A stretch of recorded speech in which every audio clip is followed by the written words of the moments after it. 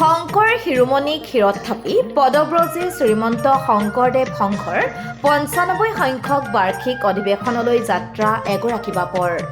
ৰঙিয়া যোৰহাটৰ পিছত শোণিতপুৰ জিলাৰ নাহৰবাৰী ধলাই বিলৰ জ্যোতি বিষ্ণু সমন্বয় ক্ষেত্ৰত অনুষ্ঠিত হ'ব লগা শ্ৰীমন্ত শংকৰদেৱ সংঘৰ অধিৱেশনলৈ বুলি যাত্ৰা বাপগৰাকীৰ। শ্ৰীমন্ত শংকৰদেৱ সংঘৰ লালুক নাওবৈচা আঞ্চলিক শাখাৰ অন্তৰ্গত লালুক প্ৰাথমিক শাখাৰ সংগী বাপ উমাকান্ত সন্দিকৈয়ে এইবাৰ তৃতীয়বাৰৰ বাবে খোজকাঢ়ি শ্ৰীমন্ত শংকৰদেৱ সংঘৰ অধিৱেশনলৈ বুলি যাত্ৰা আৰম্ভ কৰিছে।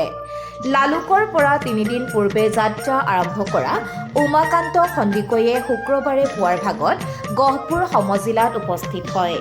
পদব্ৰজে শ্ৰীমন্ত শংকৰদেৱ সংঘৰ অধিৱেশনলৈ যাত্ৰা কৰা উমাকান্ত সন্দিকৈ গহপুৰৰ ককিলাগুৰিত শ্ৰীমন্ত শংকৰদেৱ সংঘৰ ডুবিয়া আঞ্চলিকৰ একাংশ বাপ আৰু আয়ে আদৰণি জনোৱাৰ লগতে ভক্তিভৰা সেৱা নিবেদন কৰা পৰিলক্ষিত হয়। উল্লেখ্য যে ৬, ৭ আৰু ৮ ফেব্ৰুৱাৰীত নাহৰবাৰী ধলাই বিলৰ জ্যোতি বিষ্ণু সমন্বয় ক্ষেত্ৰত আৰম্ভ হ'ব লগা অধিৱেশনখনিৰ যথাসময়ত উপস্থিত হ'ব বুলি আশাবাদী উমাকান্ত সন্দিকৈ বাক জনায়। কৃষ্ণ জয়গুৰু শংকৰ সকলোকে ভক্তিভৰা সেৱা নিবেদন কৰিছোঁ। আমি লখিমপুৰ জিলাৰ লালুক নাওবৈচা আঞ্চলিকৰ লালুক প্ৰাথমিক সংগী আমাৰ শ্ৰীমন্ত শংকৰদেৱ সংঘৰ ৯৫ সংখ্যক বাৰ্ষিক অধিৱেশন জ্যোতি বিষ্ণু সমন্বয় ক্ষেত্ৰ ধলাই বিল নাহৰবাৰী অনুষ্ঠিত হ'ব অহা ইংৰাজী ৬, ৭, ৮ তাৰিখে। আমি তালৈকে পদব্ৰজে যাত্ৰা কৰি আহি আছোঁ। আজি আমাৰ ৩টা দিন হৈছে। আমি যোৱা নিশা হাৱাজানত থাকিলোঁ, আগদিনা নাইটত থাকিলোঁ, আজি হয়তো আমি গহপুৰ পাম। গতিকে সকলোকে ভক্তিভৰা সেৱা নিবেদন কৰিছোঁ। আমাৰ সেইকাৰণে বাপুজনক লগ পালোঁ, বাপুজনৰ চৰণত সেৱা কৰিলোঁ। শ্ৰীমন্ত শংকৰদেৱ সংঘৰ ৯৫ সংখ্যক বাৰ্ষিক অধিৱেশন জ্যোতি বিষ্ণু সমন্বয় অসমবাসীৰ লগতে ভাৰতবাসীৰ সমস্ত আয়োজক তালৈকে নিমন্ত্ৰণ জনাইছোঁ চৰণ দৰ্শন কৰিবৰ কাৰণে, ভকতৰ সেৱা কৰিবৰ কাৰণে। আমাৰ এই পদযাত্ৰা ৩টা বৰ্ষ হৈছে।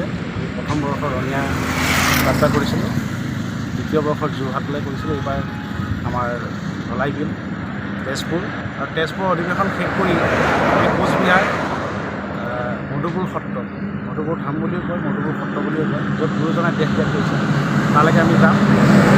আৰু এই সময়কণত আপোনালোকৰ সহায় লাগিব, এতিয়া সহায় লাগিব আৰু আপোনাৰ চৰণত সহস্ৰ কোটি পদুপায়ন স্বীকাৰ কৰিছোঁ। আপুনি এখন সময় দিয়াৰ কাৰণে আপোনাৰ চৰণত সেৱা ধৰিম। কৃষ্ণ এয়া গুৰুজনাৰ কৃপা, ভকত বৈষ্ণৱৰ কৃপা আৰু প্ৰভু ভগৱন্তৰ কৃপা। প্ৰভু ভগৱন্তৰ কৃপা অবিহনে গছৰ পাত এখিলাও গছৰ নহয়।